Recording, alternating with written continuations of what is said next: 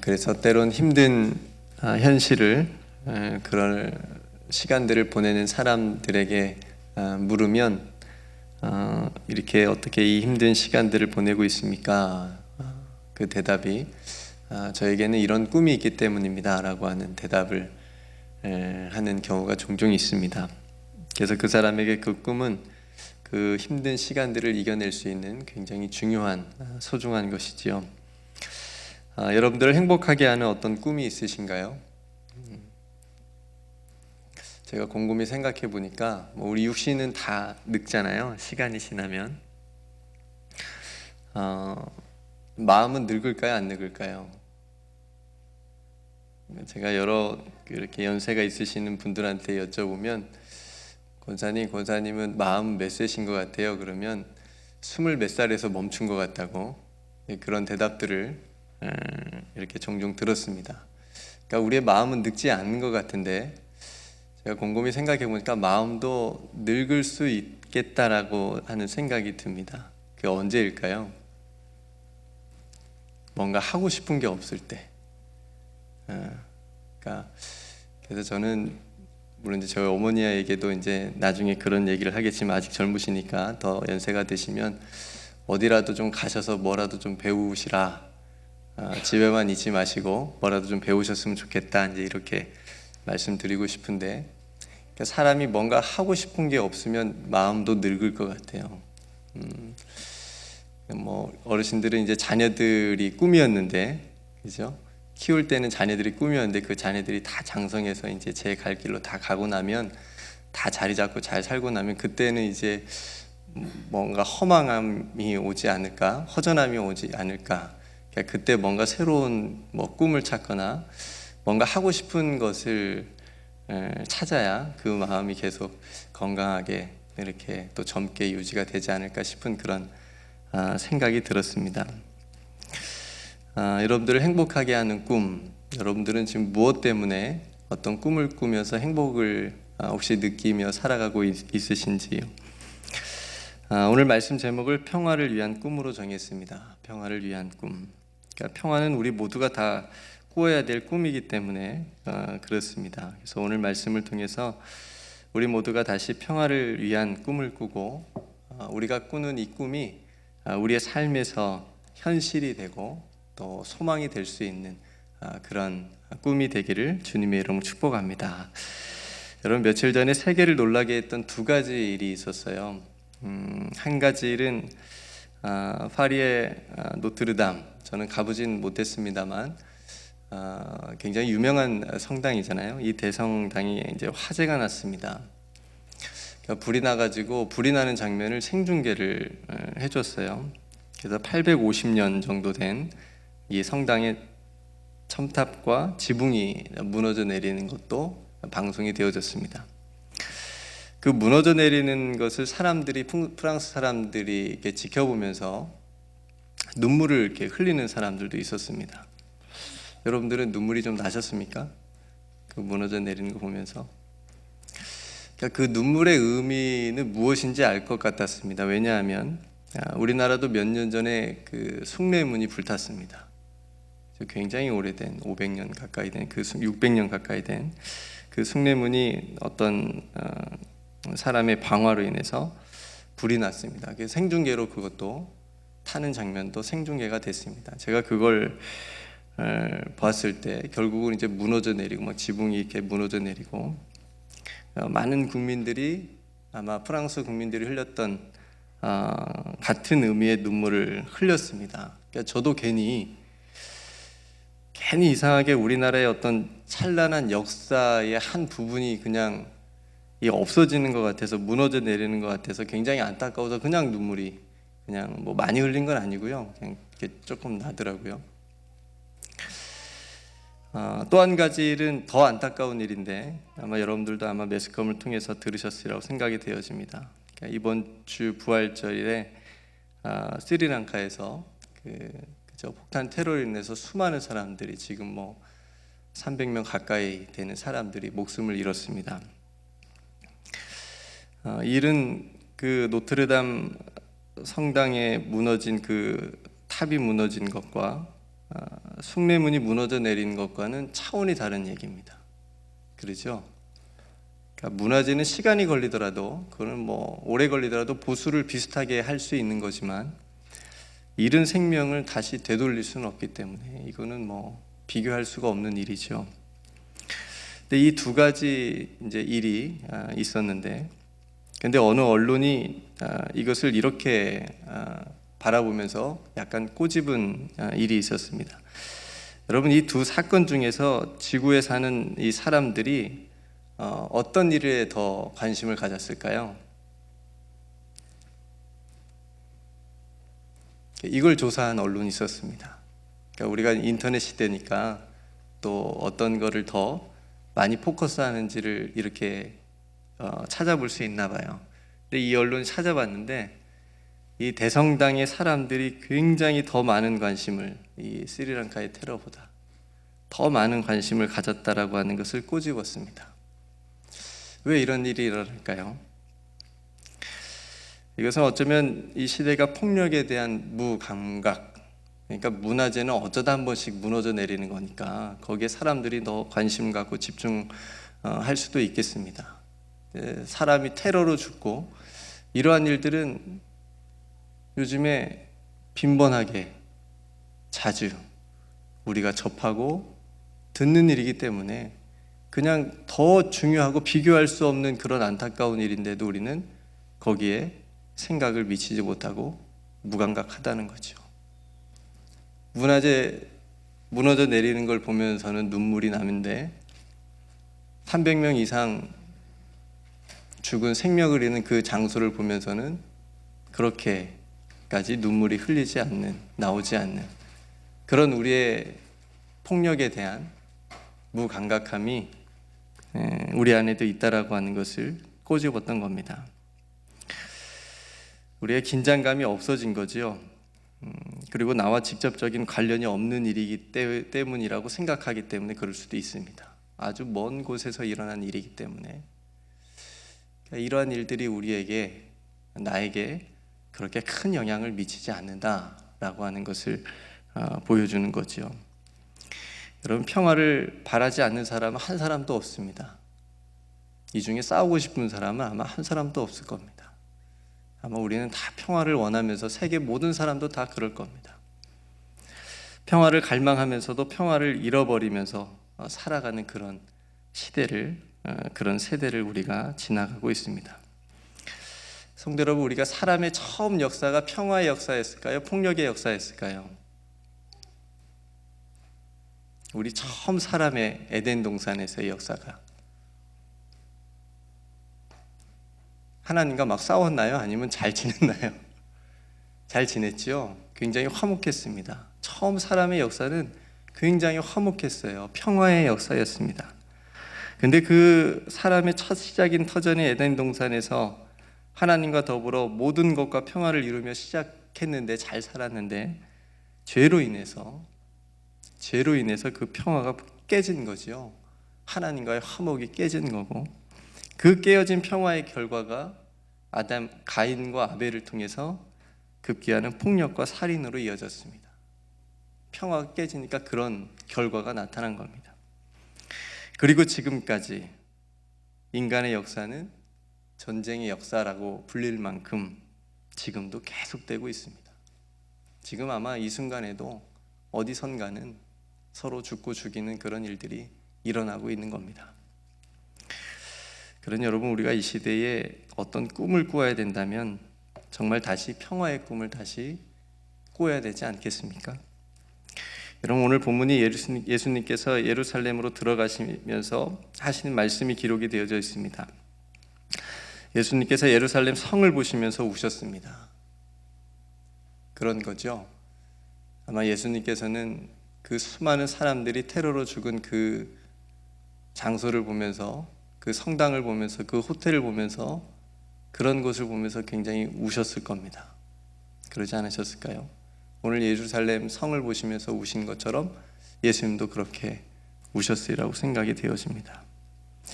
평화가 깨져버린 예루살렘, 앞으로 평화가 깨질 예루살렘, 곧 무자비한 폭력으로 붉은 피가 가득할 예루살렘 성을 보시면서 너도 오늘 평화에 관한 일을 알았더라면 좋을 뻔하였거니와 지금 내 눈에 숨겨졌도다. 이렇게 지금 말씀하고 계시는 겁니다. 이 평화에 관한 일을 다른 번역본을 성경을 찾아보니까요, 이렇게 번역이 되어 있습니다. 평화를 가져다 주는 것, 혹은 평화에 이르는 길. 그러니까 평화에 이르는 길을 모르는 예루살렘이었던 겁니다. 평화가 가져다 주는 것이 정말 어떤 것인지 정말 좋은 것인데 그것을 몰랐던 예루살렘, 그런 예루살렘을 보고 그 예루살렘에 곧 닥칠 폭력과 살인이 가득하고 결국은 회파돼서 무너져 내리게 될 것을 보신 것을 보고 예수님께서 눈물이 나신 거겠죠. 성도 여러분, 2000년이 지난 지금도 우리가 살아가고 있는 이 삶의 터전들이 어디가 예루살렘이 될지 모릅니다. 예루살렘과 같은 곳들이 참 많이 있습니다. 지금도 사람들이 참된 평화의 길을 보지 못하고 있는, 그래서 수많은 안타까운 일들이 일어나고 있는 그런 곳들이 참 많이 있습니다. 여러분, 우리 눈에 숨겨진 평화를 우리는 다시 봐야 됩니다. 예수님의 눈물의 의미를 우리는 다시 깊게 생각해야 됩니다.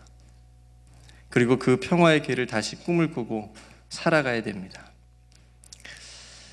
성도 여러분, 이 세상에는 다행히 평화를 위해서 살아가는 사람들 때문에 가뭄의 소나기 같은 그런 마음의 시원함을 맛보게 하는 사건들이 일어나기도 합니다.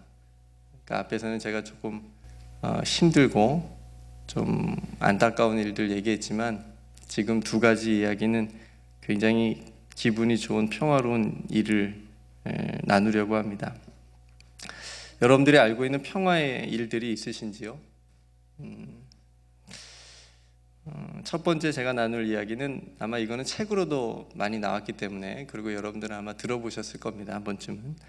크리스마스의 평화라고 불리는 이야기가 있습니다.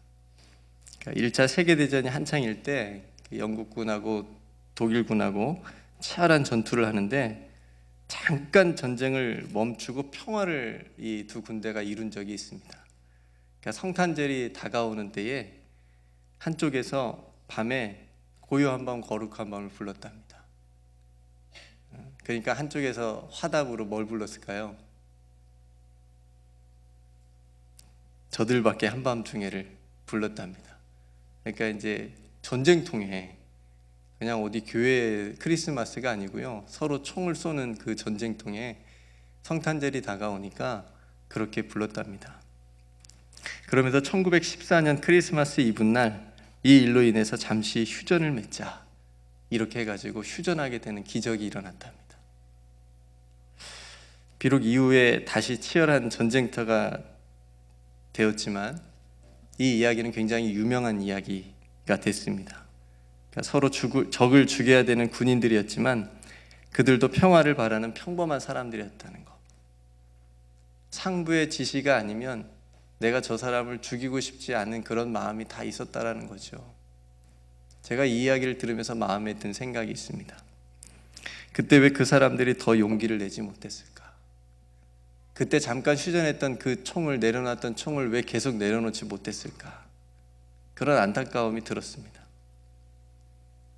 왜 그때 그 평화에 이르는 길을 선택하지 못했을까? 그 사람들이. 그런 아쉬움이 진하게 남았습니다. 두 번째 이야기는 제가 좋아하는 축구와 관련된 이야기인데요. 여러분, 코트디부아르 나라가 이름이 좀 어려운데 코트디부아르라고 하는 나라가 있습니다. 들어보셨어요? 이 나라에 유명한 축구 선수가 있습니다. 여러분들이 하나도 모르는 이야기를 하니까 제가 조금 힘이 납니다. 우리나라 지금 누가 제일 유명하죠? 축구 선수 중에? 네, 손흥민. 아마 손흥민보다 더 유명한 이 나라에서 축구 선수인데 드록바라고 하는 선수가 있습니다. 들어보셨나요? 드록바. 네, 아마 여러분 치시면 바로 나올 겁니다. 이 선수 별명이 뭐였냐면 검은 예수입니다. 검은 예수. 근데 이 축구 선수가 무슨 일을 했냐면 그 자기 나라의 내전을 멈추는 일을 해버렸습니다. 뭘로 했을까요? 축구로. 이 선수가 축구를 굉장히 잘했습니다. 첼시에서도 프리미어리그의 첼시에서도 뛰었는데, 이 선수가 2005년도 월드컵 본선을 자기 나라를 이제 통과시킨 후에 경기 후에 인터뷰에서 이렇게 얘기했습니다.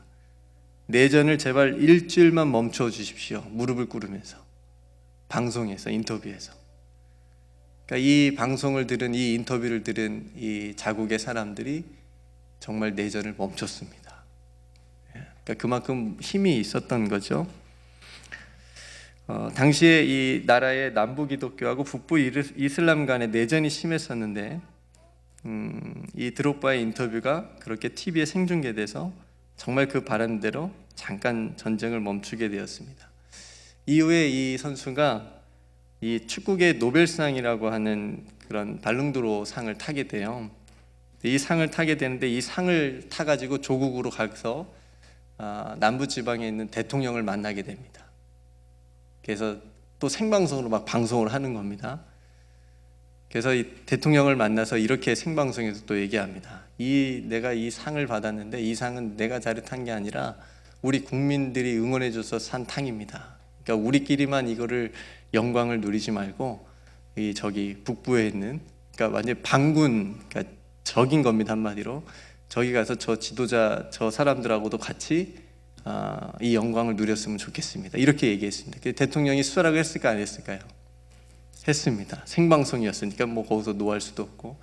그래서 그 상을 가지고 그 반군 지도자를 찾아가서 같이 또 어제까지 싸우다가 드록바 때문에, 이 상 때문에 서로 또 악수하고 그랬습니다.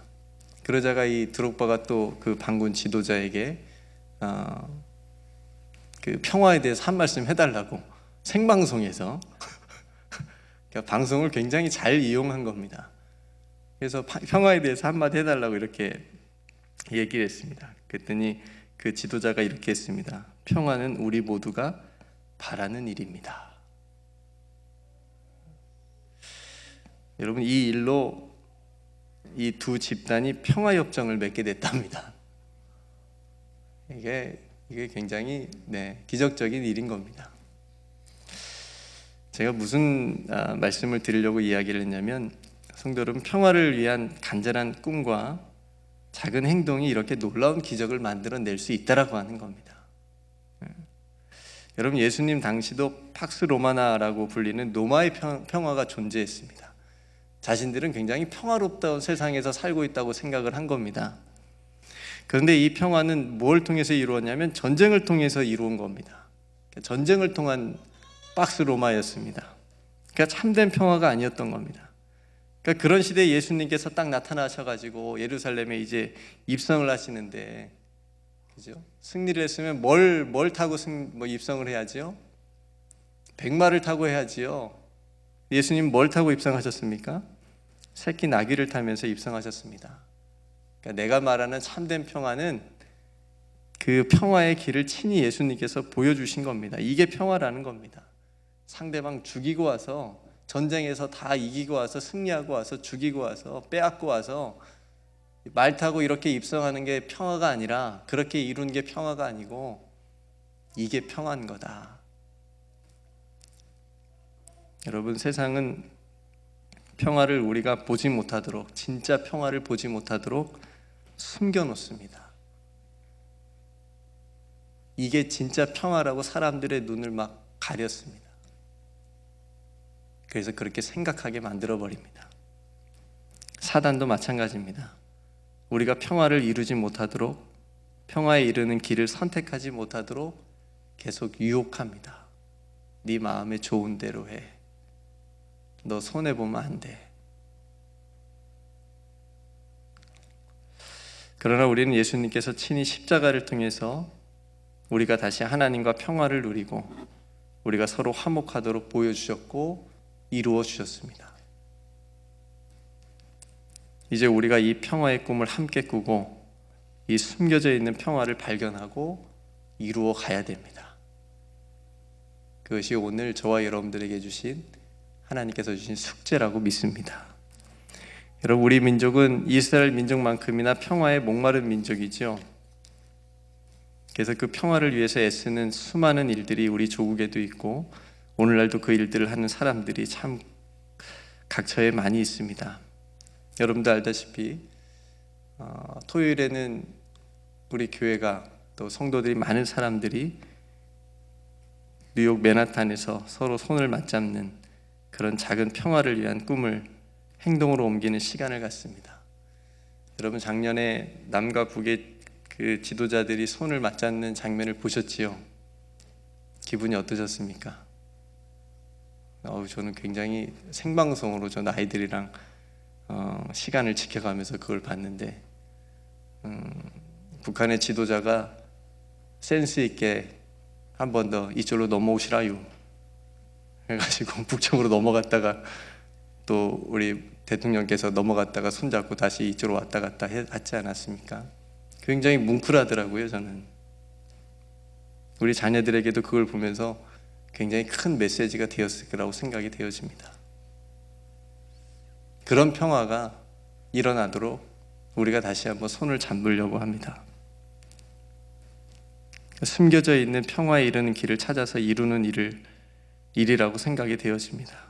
저는 분명 평화의 하나님께서 이 일들을 기뻐하시라고 믿습니다. 여러분 평화가 없는 곳엔 하나님의 영광이 없습니다. 평화가 없는데 어떻게 하나님께 영광이 되겠습니까? 사랑하는 성도 여러분, 말씀을 정리하겠습니다. 먼저 우리 자신이 평화의 꿈을 꾸었으면 좋겠습니다. 오늘 평화에 대한 찬양도 많이 있었는데 하나님의 평화가 저와 여러분들의 삶 속에 가득했으면 좋겠습니다. 예수님께서 십자가를 통해서 평화를 보여주셨고 부활을 통해서 그 참된 평화를 이루어 주셨습니다. 우리가 그 예수님을 믿고 따르는 하나님의 백성들이니까 그 길을 걸어갈 때에 저와 여러분들의 걸어가는 그 길, 모든 길 위에 주님의 평화가 있기를 축복합니다. 우리 안에 이 예수 그리스도의 십자가를 은혜를 통해서 하나님과 먼저 화목하는, 화평하는 저와 여러분 되기를 소망합니다. 그래서 이 평화가 우리 가정에게 이르고 또 우리 사회와 또 국가와 더 나아가서 세계 평화를 이루어가는데 큰 밑거름과 시작점이 될 수 있다고 믿습니다. 평화를 모르는 예루살렘 성을 보시면서 우셨던 그 예수님이 평화를 꿈꾸는 우리들의 삶을 보시면서는 웃으실 수 있도록 우리가 다시 평화를 위한 꿈을 꾸면서 이 평화를 함께 이루어갈 수 있는 저와 여러분들의 삶이 되시기를 주님의 이름으로 축복합니다. 마지막으로 이런 좋은 말이 있더라고요. 혼자서 꾸는 꿈은 단지 꿈일 수 있으나 함께 꾸는 꿈은 현실이 된다. 네. 혼자서 꾸는 꿈은 단지 꿈일 수 있으나 함께 꾸는 꿈은 현실이 된다. 혼자 꾸는 꿈도 물론 의미가 있겠지만 평화를 위해 함께 꾸는 꿈은 우리에게 현실이 될 수 있다고 믿습니다. 오늘 함께 평화를 위한 꿈을 꿀 때 오늘 주님의 평화가 저와 여러분들의 모든 삶의 구석구석에 그리고 우리 조국에 임하게 될 줄로 믿습니다. 기도하겠습니다. 평화의 하나님, 평화 참 좋은 말인데 우리가 꼭 가지고 있어야 될 말이고 이루어 가야 될 말인데 너무 무감각할 때도 있었고 나와 상관없는 말이라고 생각할 때도 있었음을 이 시간 회개하며 하나님 앞에 고백합니다. 주님의 평화가 정말 우리들의 마음속에, 우리들의 가정에, 이 사회와 나라와 이 세계에 다시 임할 수 있도록 하나님, 저희들이 그 평화의 길을 걸어갈 수 있도록 저희들을 사용하여 주시옵소서. 평화를 선택하게 하여 주시옵시고 평화에 이르는 길을 걸어갈 때에 흔들리지 않게 하여 주시옵시고 우리 하나님께서 보여주신 것들을 바라보면서 이 평화가 우리에게 소망이 되어지고 능력이 되어질 수 있도록 역사하여 주시옵소서. 우리가 이 평화를 위한 꿈을 함께 꿀 수 있도록 우리들의 마음을 붙잡아 주시옵소서. 우리 하나님께서 우리와 함께하여 주실 줄 믿고 평화의 주님 되신 예수님의 이름으로 간절히 기도드리옵나이다. 아멘. 우리